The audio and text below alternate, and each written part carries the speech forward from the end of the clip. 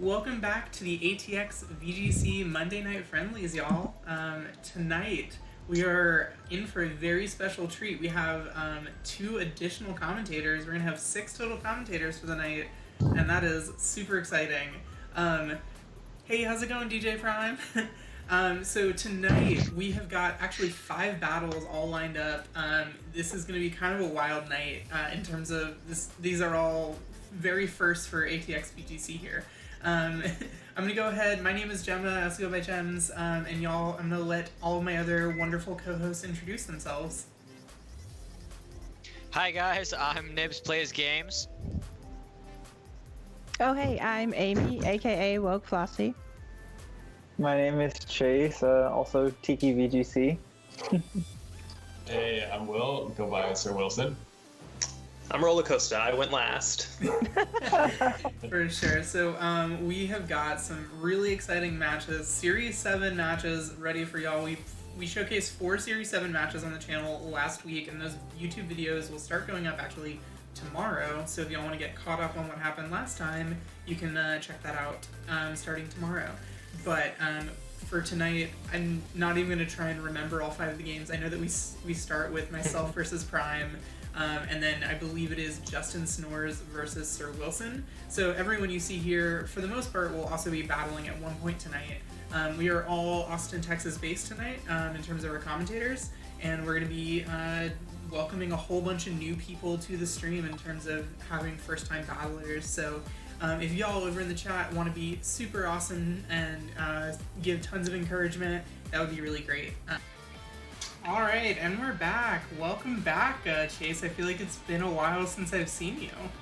Yeah, I think this is the longest I've gone on a night where I'm casting between being on screen and not being on screen.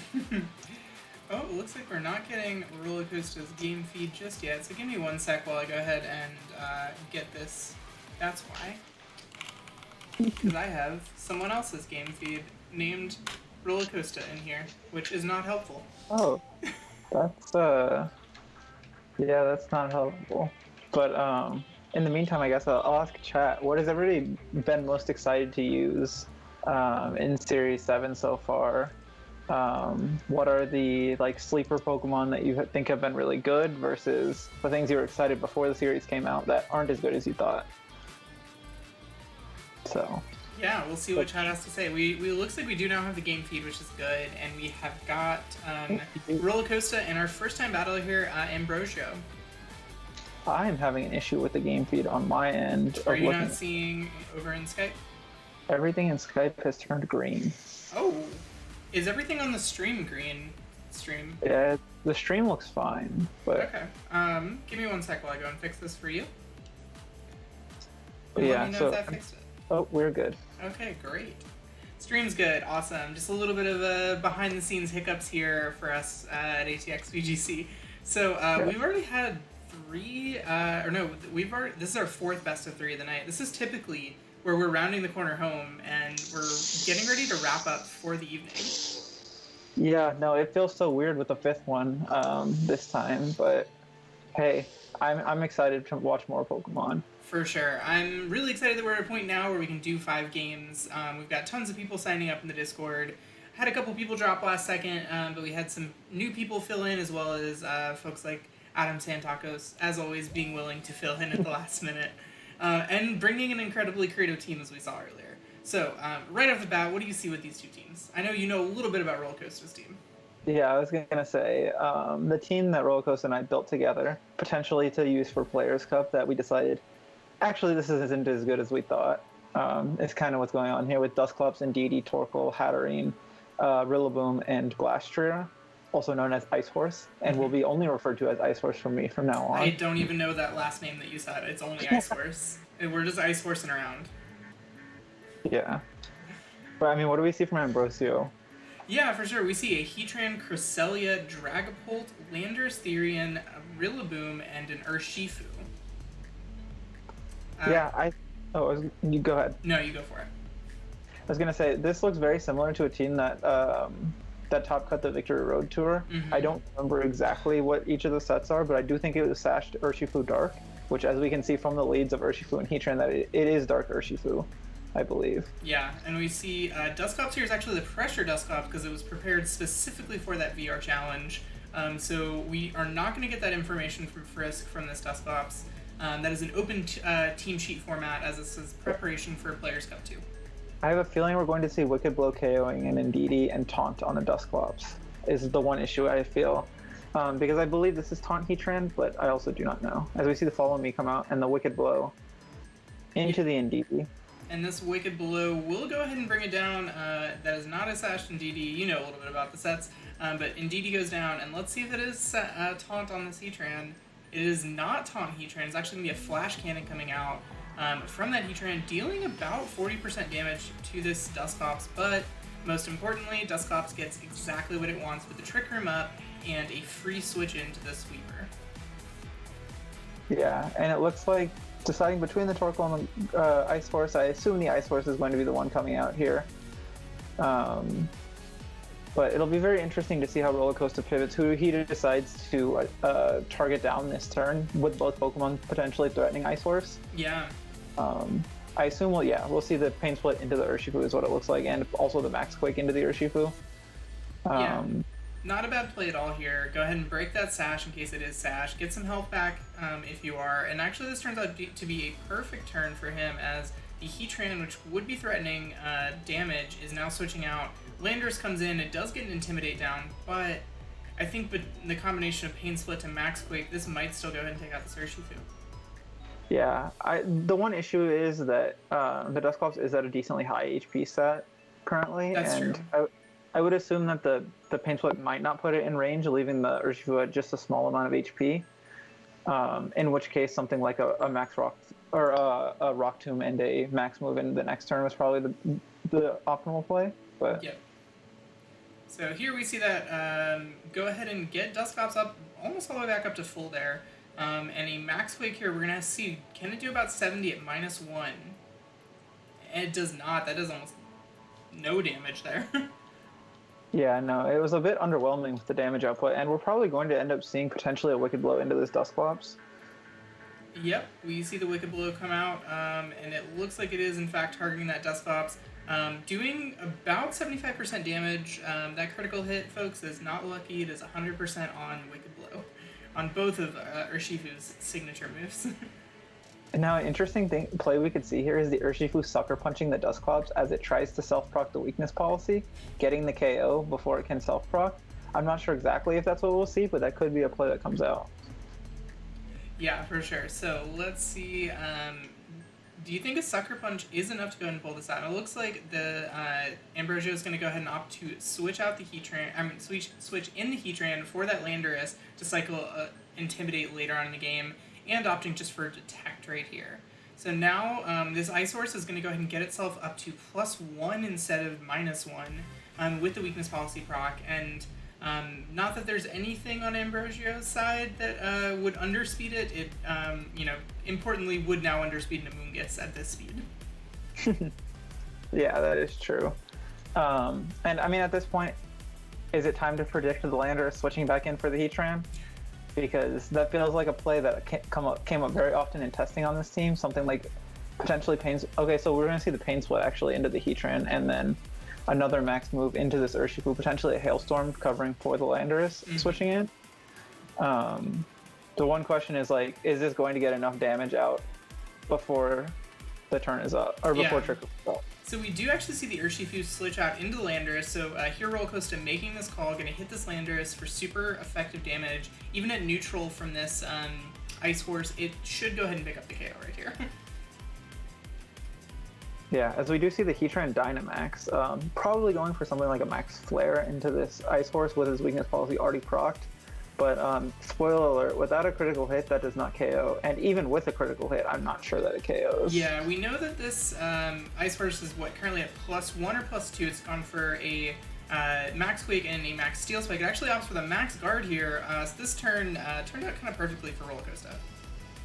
Yeah, and at this point, it's kind of just, you can throw a high horsepower off into this Heatran this next turn with a Pain Split. And even with a Shuka Berry, it's still going to be taking a lot of damage. Yeah, for sure. So The interesting part is the pain split might not be the right move, as this class tier should now be underspeeding the Dusk Pop, so Yeah, that is true. I always forget about the change in speed mechanics based on the self-prop. yeah, so like it could end up giving the Heatran back health depending on how much damage it does. I don't think it's going to do quite that much. Yeah. At this point, actually the bigger threat might in fact be this Urshifu. Especially knowing that you have Torkoal in the back, I would say dealing with the Heatran as soon as possible is probably the way to go. Something like the Pain Split into the Heatran and taking out the Urshifu. Or even just like doubling into the Heatran knowing it protected last turn. Yeah. Don't really want to have to risk the game on a double max guard here, but the Urshifu should go ahead and be in a position to take a KO if it wants to. We actually do see that Sucker Punch, but the Psychic Terrain from the Indeedee earlier in the game coming in big, and this +1 Ice Horse is enough to just go ahead and KO that Heatran that is not Shookaberry. That's just a one-hit KO from Dynamax. That's a lot of damage. Yeah, and now it's time for the horse to accurately describe Snowball with these Moxie boosts here. Yeah. And I don't think there's anything possibly in the back that can deal with a +1 defense, +1 special defense, plus 2 attack now. Yeah, it should be back up to +2. Incredibly, this Ice Horse has been intimidated twice, and it's already back to +2, which just shows you kind of how dangerous this Pokemon can be. Yeah, and this Dragapult, the Dragon Darts is not even going to KO either of these Pokemon at this point, especially with like the defense boost onto both of them. Yeah, perhaps one potential win con is repeatedly missing Icicle Crash. I think the Ice Horse's bulk might just PP stealth the Dragapult before it can get the KO. Yeah, so we see a turn. We just see Ambrosio just decide to go ahead and forfeit that one rather than try and play out to that scenario of repeated misses on the Icicle Crash. So we see the lead card accepted there from Rollercoaster, and given the way that game 1 went, where it felt like Ambrosio was in a position, he was stalling out a lot of the Dynamax from that Ice Horse, but as Ice Horse showed, like, all you need is one turn to go right and you start snowballing. Yeah, if you can pick up one clean KO, even like through Intimidate and everything, that ends you at least at +2, and with just that's enough generally. And the thing is, it's so bulky that if it can get its boosts up defensively, that it doesn't really even need to be going first. It doesn't need to be in Trick Room to be a threat. And it doesn't need to like protect to get Trick Room up. It can still attack each turn because there's little to nothing that's taking it out. Yeah, for sure. So we see here from Rollercoaster feeling really confident in the this portion of the Trick Room mode of his team. He obviously has another mode, potentially with a Hatterene, which I believe is there to deal with more of those Moltres-based teams. So you don't have to worry nearly as much about kind of the menace that is Galarian Moltres. Yeah, no, and as we were talking when building this team, Hatterene is not good. Well, Hatterene on a tier list, its tier list goes Smite activates S tier, Smite doesn't activate like C tier. Yeah. So it just comes down to whatever rolls you can get. Yeah, which hurts me I really liked Hatterene even before it had its G-Max move, just as a Trick Room setter, and the Brutal Swing weakness policy proc as well is that team that we played around with quite a bit back in Series 3. And I have to say, this is my absolute least favorite mind game to play on either side of it. Do they Trick Room and do I not Trick Room? Do I Trick Room and do they not Trick Room? Yeah. What's going on here? This is always a position where it's so hard because they can take Ambrosio can take a KO here on turn 1 with this Urshifu like he showed last turn, and if it comes down to calling who is going to set the Trick Room and who's going to reverse it. So. And we have a question coming in from San Tacos in the chat asking if we're going to be doing Dynamax raid adventures on Wednesday. So we are going to be continuing our Dynamax adventure time over in our Discord, but that is only going to be happening in the Discord. We decided it was easier to coordinate everything there. So if y'all want to get in for more max raid battles and the ability to go ahead and grind out those Dynidor, go ahead and join our Discord, which is just !Discord in the chat. So. Right there, we saw the Wicked Blow actually go ahead and take the KO on the Indeedee with the Follow Me. Oh no. Oh. Rollercoaster Celia's going last. Roller Coaster making the read, and it pays off. Yeah, that's pretty rough. Especially one calc that that came into play a lot is most Cresselias get KO'd by the combination of Choice Specs Eruption plus Nightshade. Mm-hmm. So it's kind of looking like a Eruption sweep here with our very special 3 fire move Torkoal. 3 fire move Torkoal, not something you see a whole ton, but especially this Choice Specs variant, which just hits. It hits harder. I think we've established before that Grimmsnarl actually has a higher special attack than Torkoal does. Torkoal really helped out by that ability Drought, able to set its own sun, and the move Eruption, which is not signature to it, was signature for a while, if I recall. I know Heatran has access to it through a event, but that's not legal. Groudon as well has it. I don't know if there's any other VGC legal Pokemon that have access to Eruption. My guess is no, because I feel like we would have seen him. Oh, and this is an incredibly specially defensive Cresselia. Yeah, so this Cresselia should go ahead and live this turn and have the ability to go ahead and... it doesn't opt to reverse the Trick Room. Oh, no. So that leaves it in the position where Trick Room will go ahead and stay up here, at least for this next turn. And we're going to go ahead and see a really interesting play right here, something we've seen before in the Monday Night Friendlies. We've seen this particular Pokemon, Dynamax, but what do you think we see coming out from this Heatran here?